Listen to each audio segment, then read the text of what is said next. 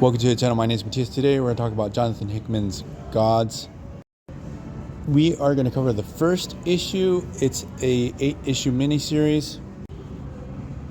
I have to mention that I tried to blast through this miniseries in the first sitting, and I finished reading it and I didn't understand anything. It's one of those Hickman stories that you have to go one issue at a time and just really dig into it. Not only Hickman's writing is more cryptic than normal on this, he leaves a lot of clues within the art of the story.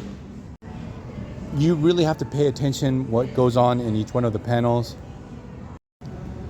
So the story actually starts off, we have this new character, his name is Wynn. He's actually working with Doctor Strange.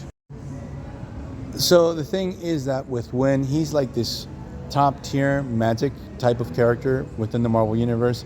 Hickman retroactively establishes that he's been around for a really long time. Doctor Strange is super familiar with the guy. I'm not sure if it's correct to say he's like a magic cop and he's part of this organization, well, sort of an organization because he's the only member, called the Powers That Be. And he has like this sidekick called Dimitri, and he's part of another organization called the Natural Order of Things. And this is like a larger institution. There's more members to it, and they try to understand magic but from the point of view of science.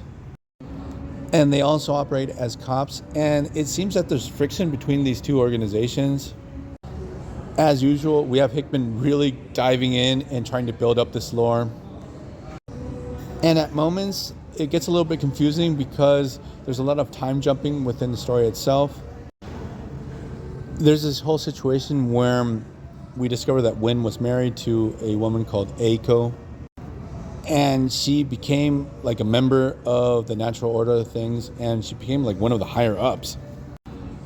And for some reason, when she discovers who her husband is, she has to kill him, but he ends up surviving.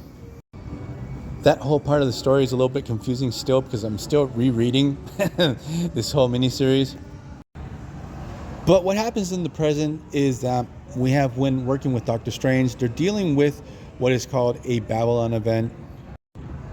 We have this sorcerer who has been able to tap in and try to bring the Elder Gods to Earth. Obviously, Elder Gods are real bad news, and they pretty much are a risk to all of reality if they're let loose. So what's super interesting here is that instead of directly trying to fight against this new sorcerer, what Wynn does is he starts calling in favors to all of the elders of the universe. Wynn at moments comes off as like this Nick Fury of the world of magic. It's really interesting to see how he works each of the elders, and he gets like these artifacts from each one of them and he trades them off to other elders. And some of the things that he gets his hands on at this moment in the story are not for this part of the story. You're going to see them further down the line. Hickman leaves all these clues throughout the story, and even prior to this, like there's a ton of tie-in issues that set a couple of things up. There are things set up in the Hellfire Gala 2023, Moon Knight 26, Fantastic Four issue 10, Scarlet Witch issue 7, Doctor Strange issue 6, Guardians of the Galaxy issue 5, Uncanny Avengers issue 1, Amazing Spider-Man 32, Immortal Thor issue 1, and Venom 24. So Wynn gets what he needs. He teleports back to Earth with Doctor Strange. Wynn brings this spell book with him, and he uses this spell book in a super cool way to defeat the sorcerer, who I think his name is like Cubic's Core or something like that. I might be wrong, but the thing is, they stopped the bad guy, but before they did, he had killed a ton of agents from the Natural Order of Things. Wynn is able to save his ex-wife.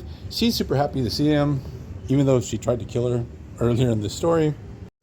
So our heroes prevail, but we have the big mystery. Who sent the sorcerer, what he was after, who was his master.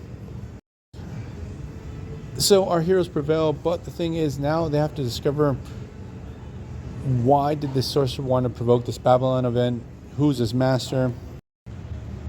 that's like the big mystery to this miniseries. So we're gonna leave things here. I hope you guys liked it. See you guys next time. Bye.